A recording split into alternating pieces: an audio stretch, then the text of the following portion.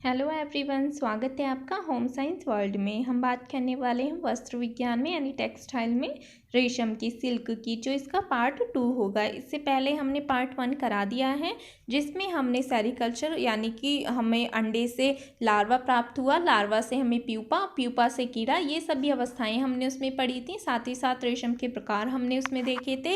अब हम आगे इसकी प्रोसेसिंग देखेंगे, यानी कि जब हमें कोकून प्राप्त हो जाता है तो हम उसमें आगे की प्रोसेस कैसे करते हैं। तो यदि हमें उच्च क्वालिटी का रेशम हमें चाहिए, यानी कि अच्छी अवस्था का रेशम हमें प्राप्त करना है, तो हम क्या करेंगे, प्यूपा वाली अवस्था से ही कोकून को प्राप्त कर लेंगे। अब जब हमारे पास कोकून आ जाता है तो हम क्या करेंगे, कोकून की सॉर्टिंग करेंगे, यानी कि कोकून की छटाई हम करते हैं। अब इसमें क्या करते हैं, कोकून के रंग, आकार, माप और उसके टेक्सचर के अनुसार हम उसकी कोकून की छटाई कर लेते हैं। यहाँ पर आप देखिए अलग अलग टोकरियों में इन्होंने कोकून को डाला है। हम इसके रंग, आकार इनके अनुसार हम इसमें रख देते हैं।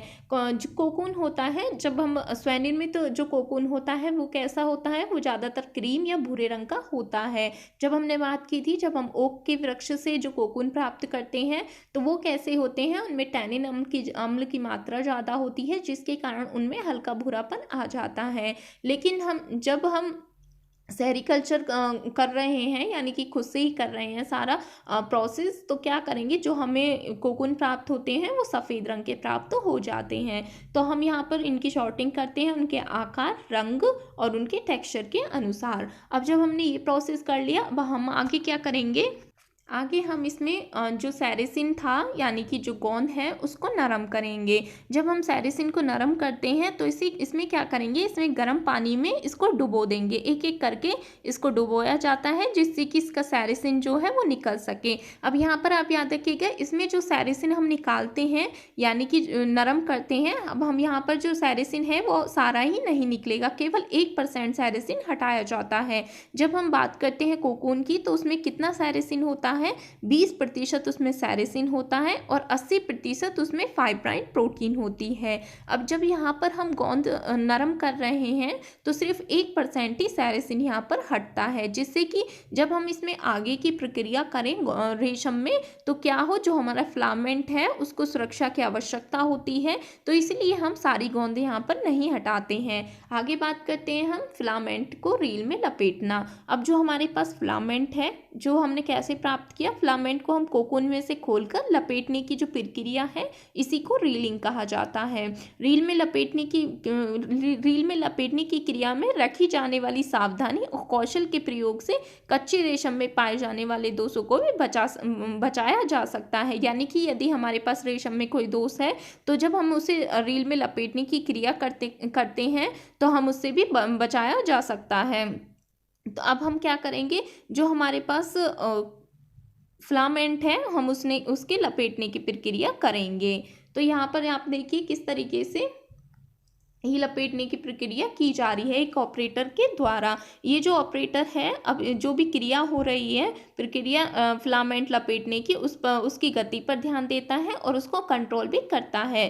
प्रत्येक कोकून का फिलामेंट पूरी रील में लपेट लिया जाता है और थोड़ी देर पहले से तुरंत नया धागा इसमें जोड़ देते हैं। जब हमारा फिलामेंट है वो ख़त्म होने वाला होता है, तुरंत उसको नया जो धागा है उसको जोड़ देते हैं। इस तरीके से ये प्रोसेस की जाती है। अब आगे बात करते हैं हम इसमें रेशम के धागे का निर्माण। अब जब हमारे पास हमने जो फिलामेंट था उसको रील में लपेट लिया, अब हम आगे की प्रक्रिया इसमें करते हैं, यानी कि सिल्क यार्न जो हमें प्राप्त करना है, रेशम के धागे का निर्माण हम करेंगे। पहली प्रक्रिया इसमें कौन सी है, रेशम की कटाई की प्रक्रिया।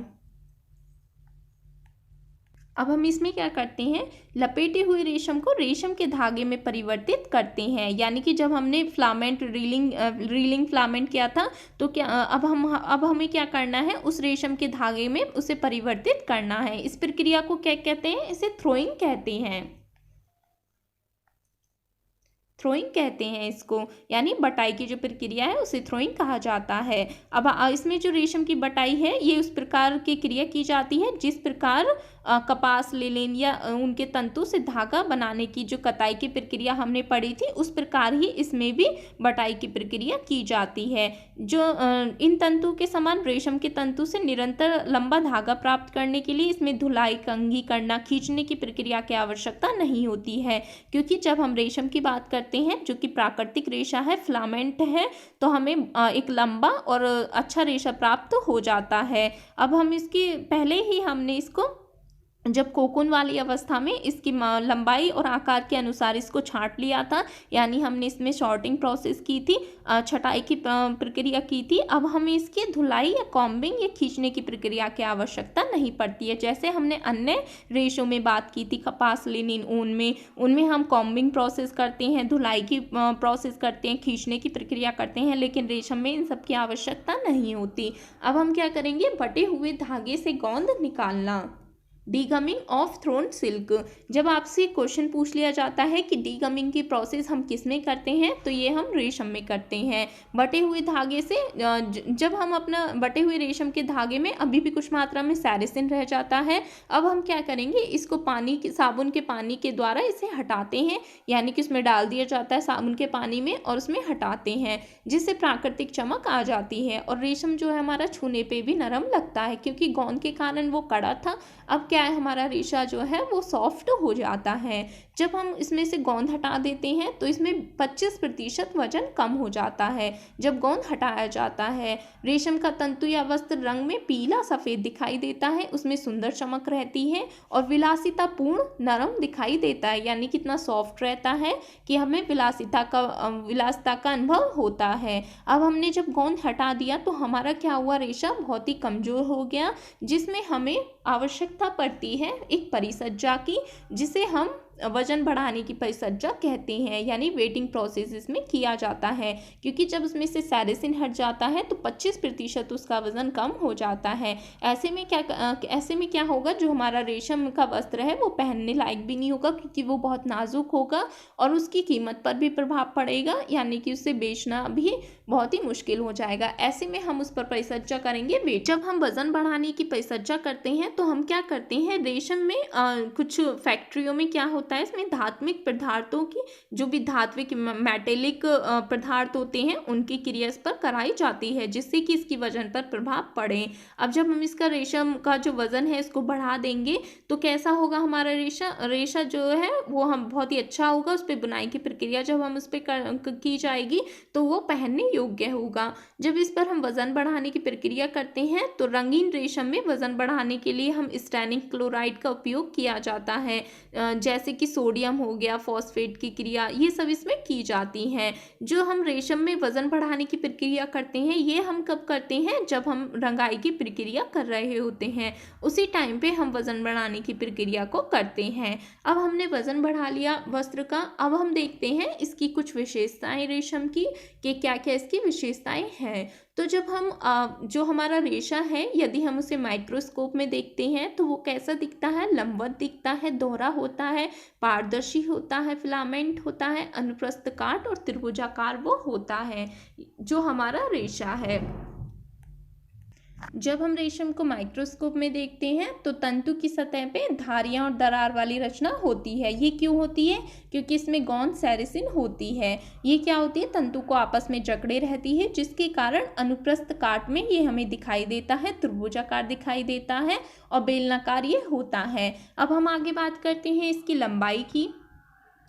तो रेशम की जब हम लंबाई की बात करते हैं, जैसे हमने बात की थी, प्राकृतिक रेशों में सबसे लंबा रेशा और एकमात्र रेशा है जो कि लंबा होता है, फिलामेंट होता है। तो ये जो इसकी लेंथ होती है ये 300 से 1000 गज यानी 3500 से 4000 फीट की होती है। अब आगे बात कर, इसमें हमें 2 तरीके के रेशे भी प्राप्त होते हैं। पहले जैसे हमने स्टेपल पढ़ा, दूसरे हमने फिलामेंट पढ़ा। स्टेपल हमें कहाँ से प्राप्त हुआ, जब हमने कीड़े की अवस्था से रेशा जो है वो प्राप्त किया। फिलामेंट हमें कहाँ से प्राप्त हुआ, जब हमने प्यूपा वाली स्टेज से हमने रेशा प्राप्त किया। अब हम बात करते हैं डायमीटर की।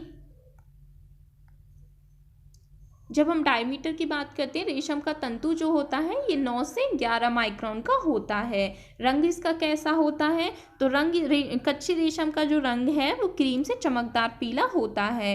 गोंद हटाई गई रेशम का रंग करीब करीब सफ़ेद होता है, लेकिन जो स्वनिर्मित रेशम है यानी वाइल्ड रेशम की जो हम बात करते हैं तो इसका रंग कैसा होता है, इसका रंग भूरा होता है, क्योंकि ये ओक की पत्तियों पर पाए जाने वाला जो टैनिन होता है उसके कारण, टैनिन अम्ल की अम्लता के कारण ये जो इसका रंग जो है वो भूरा होता है। आगे बात करते हैं चमक इसमें कैसी होती है। चमक इसमें उच्च रहती है, नरम व हल्की चमक होती है रेशम में। इसका तंतु जो होता है चिकना होता है, छूने पर हमें विलासितापूर्ण लगता है। स्वनिर्मित रेशम उत्पादित रेशम की अपेक्षा अधिक चमकदार होता है। इसी प्रकार अधिक बटाई किए हुए तंतु में चमक कम होती है। बात करते हैं मजबूती की। मजबूती इसमें कैसी होती है। रेशम जो होता है सबसे अधिक मजबूत प्राकृतिक तंतु है।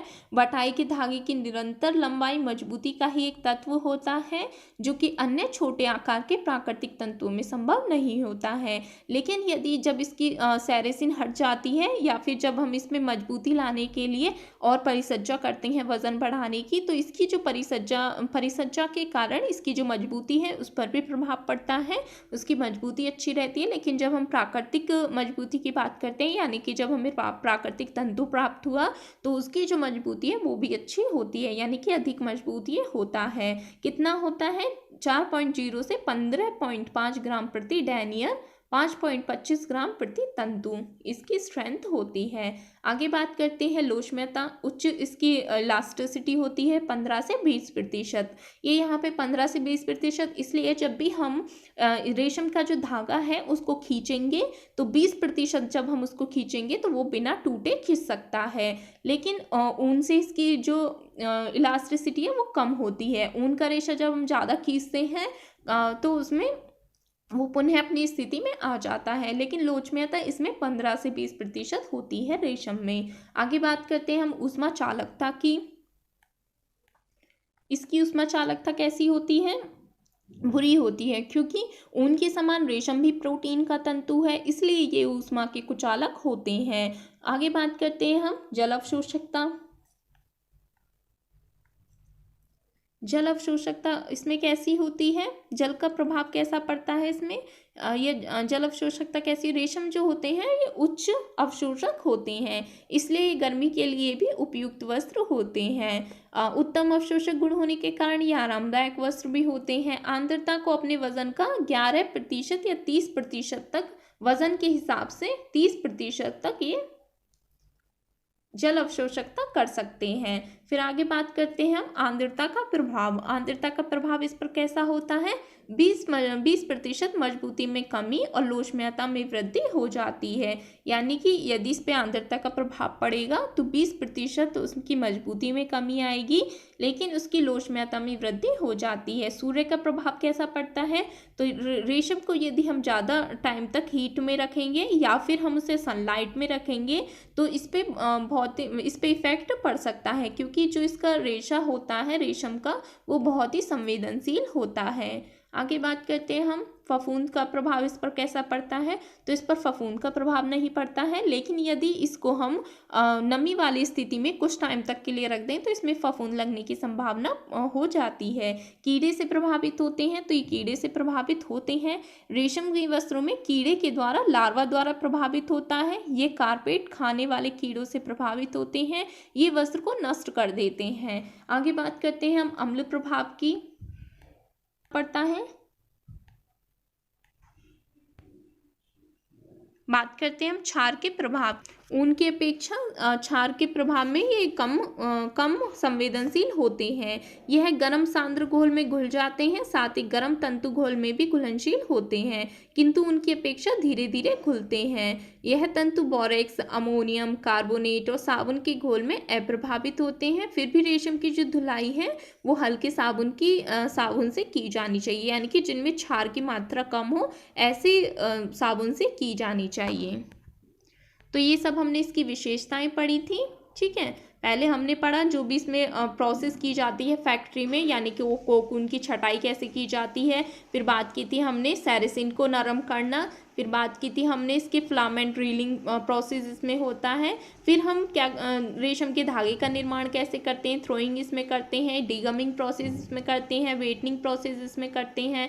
फिर हमने इसकी माइक्रोस्कोपिक स्ट्रक्चर देखा, लंबाई, डायमीटर, रंग, चमक, मजबूती, ये सब इनकी विशेषताओं के बारे में पढ़ा।